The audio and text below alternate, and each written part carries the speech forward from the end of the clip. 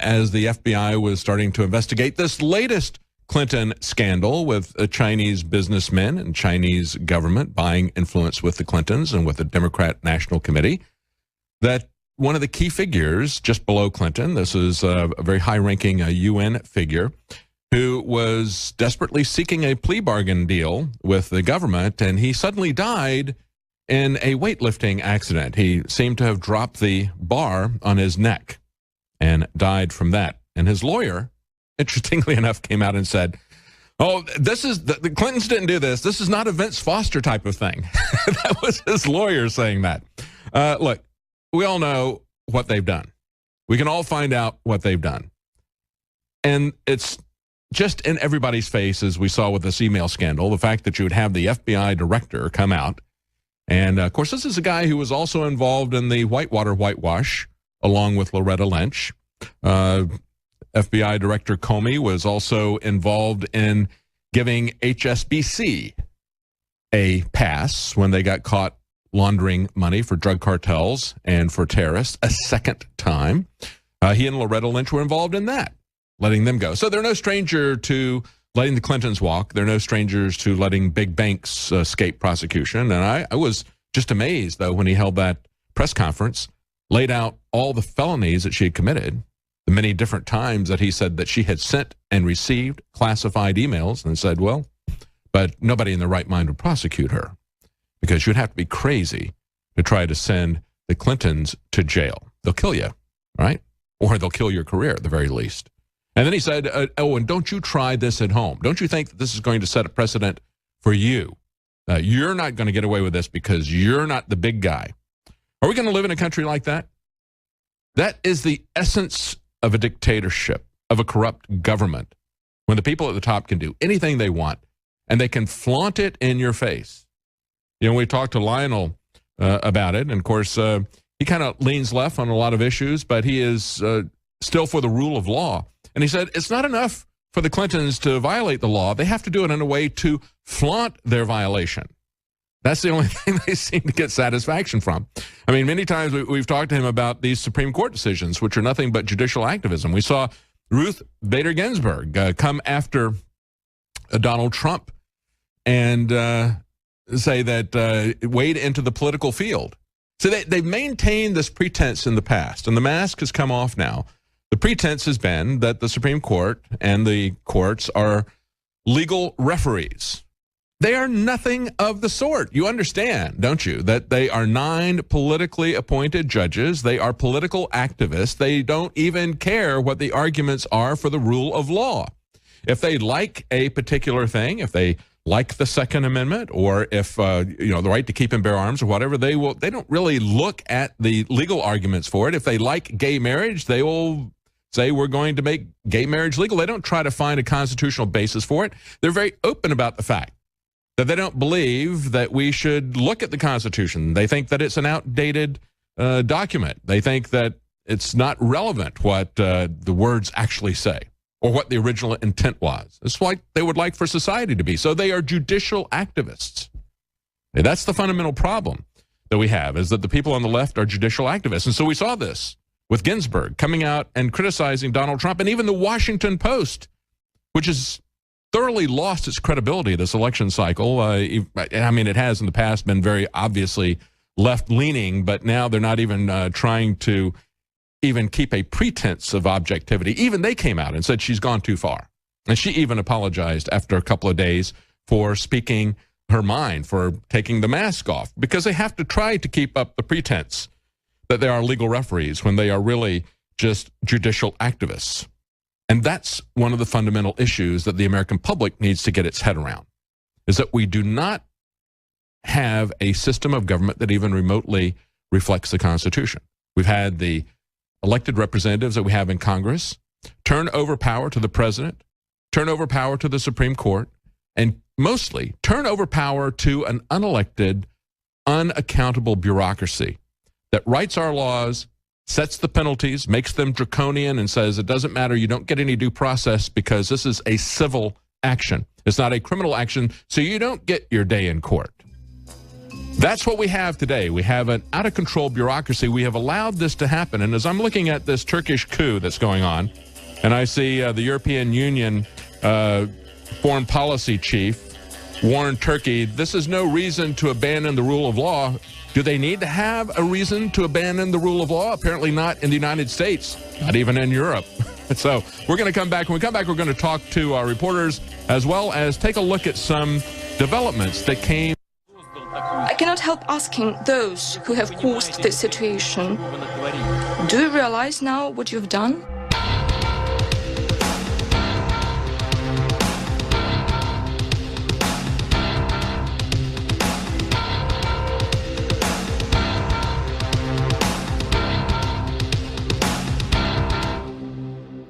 Speaking nearly a month ago, President Vladimir Putin at the International Economic Forum in St. Petersburg, Russia, warned the group of international journalists there repeatedly that Europe, the United States, and Russia were drifting towards full-scale war.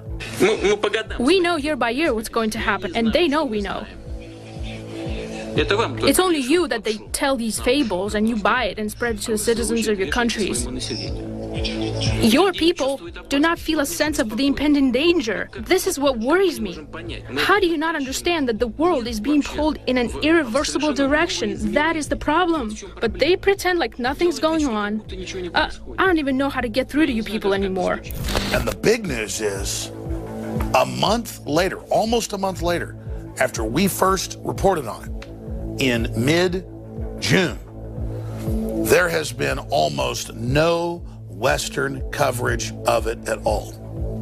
And that's exactly what Putin was getting at. Whether you love Putin or hate Putin, if the leader of Russia, with thousands of intercontinental ballistic missiles and cruise missiles, is telling the West, I don't know how to get through to you, your media is controlled, you're being manipulated, NATO is putting missiles on our borders, we're having to move missiles in, you've overthrown Ukraine, you're on an offensive, you're funding and protecting radical Islam, do you know what you've done? Do you know what you've done, as he said at the UN, destabilizing the Middle East?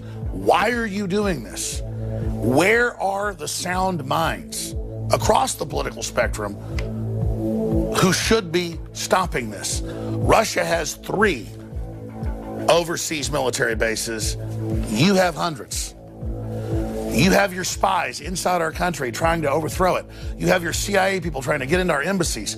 You are at war with us. And the average American, the average European, the average Brit is not aware of this. Another threat that President Obama mentioned was ISIS.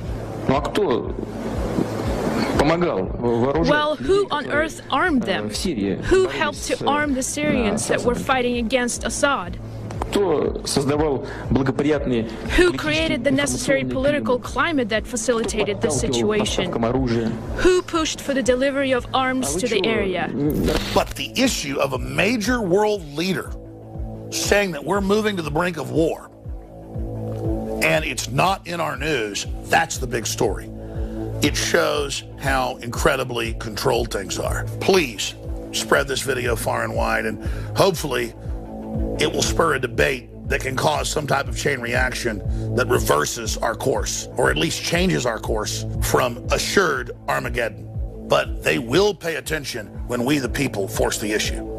And we are forcing the issue on this, as well as many other issues going on here in the United States and around the world. I'm Alex Jones signing off for Infowars.com. If you're watching or listening to this transmission, you are the hope. You are the resistance.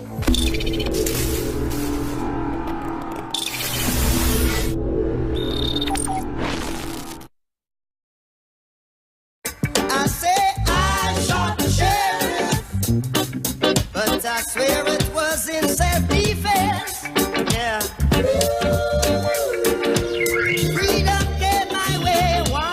Welcome back to the Alex Jones Show. I'm David Knight in studio, and we have our reporters and Alex Jones in Cleveland at the RNC. They're going to be joining us later. Before we go back to them, I want to play a clip of Sheriff Clark talking to Don Lemon. This is a pretty heated exchange about the recent police shootings between the two of them. Let's play that clip. Anti-police rhetoric is based on a lie. There is no data, and you know this, there is no data, there is no research that proves any of that nonsense. None. Even you'd have to be more specific about what data and what nonsense you're talking about. That law enforcement officers treat black males different than white males in policing in these urban centers. There is data that's... There is not data. No. The president spoke about it. Cedric Alexander, who is a law The president has enforcement been officer, lying about it. He said it again the other day when he said black males are 2 times more likely to be shot by a law enforcement officer than white males. Don, that is a lie. That is not a lie. It is a lie. Yes. Show me. Research. Show me. The research Show that it to me we have from the Washington Post. That the Washington Post debunked that nonsense. There's also research. He also said this time. There's also research. He continues. A Harvard professor that also showed that black people are treated more aggressively by police officers. No, you are wrong in your interpretation of that Harvard study, because I read the study. That's not what he said. He said he was surprised to find that in shootings of the most severe in shootings that he found no evidence that there was a difference. All right, so we can go back and forth again. And what this illustrates to me is the dueling statistics. You can twist statistics to say anything you want. Okay, you can play games with numbers. You can couch these numbers. I remember when they want to raise the sales tax in places where I live. When they say they'd have a 5% sales tax, and they say we're going to raise sales tax by a penny. It's like, oh, well, gee, who could oppose that? That's such a trivial amount. Okay, but if you got a 5% sales tax and you're going to raise it to 6%, that's a 20% increase in sales tax. Okay, so you can play your numbers games any way that you want to cut it. And you know, really, they're both right to one degree or the other. The sheriff is saying, look, there's more white people that are killed by police. The fact that you have, when you normalize it to the population, you have about 2.5 times more black people killed by police. But that doesn't even speak to the fact of whether or not the people were killed unjustly, whether that was a justified killing, whether it was in self-defense. So that the statistics don't really tell you anything. Here is what I think tells you something, and this is what we talked about earlier today. The fact that this guy who shot these 3 cops, who actually shot 6 cops, 3 are dead, 1 is in critical condition, and 2 of the people that he shot were very much like him. And they had absolutely no connection to this killing that has still yet to be looked at in the courts. One of them was black like the shooter. Another was an ex-Marine like the shooter. And as his sister said, you know, we're getting to the point where no lives matter. And this cop, this black cop who was killed, who had a 4-month-old child, said, please don't let hate infect your heart. He said, I love this city, but I wonder if this city loves me. See, part of the problem is what we're asking the police to do. One of the things that we have not talked about in all of this is the war on drugs. We're asking the police to go around and use law enforcement as a tool to stop drug addiction. That's a medical issue. But what we have seen is for the last 40 years, this unconstitutional war on drugs. Understand, the alcohol prohibition that we had never targeted end users. And it was done legally. They had to amend the Constitution. Why do we have a constitutional amendment? To give them the power to prohibit alcohols. Because they don't have it in the Constitution otherwise. And we had another amendment to take away that power. But the whole time they did that, they didn't wage war on the end users. They went after the guys like Al Capone who were selling it, the gangsters, okay? Now what they did under Reagan, they went after the end users. They took away private property rights with civil asset forfeiture, saying that your car or your plane or your home committed the crime, and they don't even need to find you guilty. They don't even need to charge you with a crime to just take away your property. Where are the conservative Republicans on that? With one fell swoop, they took away your property rights. Don't you realize what they've done? Don't you realize that it's the war on drugs that's been behind the militarization of the police? We got an article on the Drudge Report talking about the soaring prison population prompts Thailand to rethink the fact that they lost the drug war. They have a prison population there that is 4 times what the other Southeastern Asian countries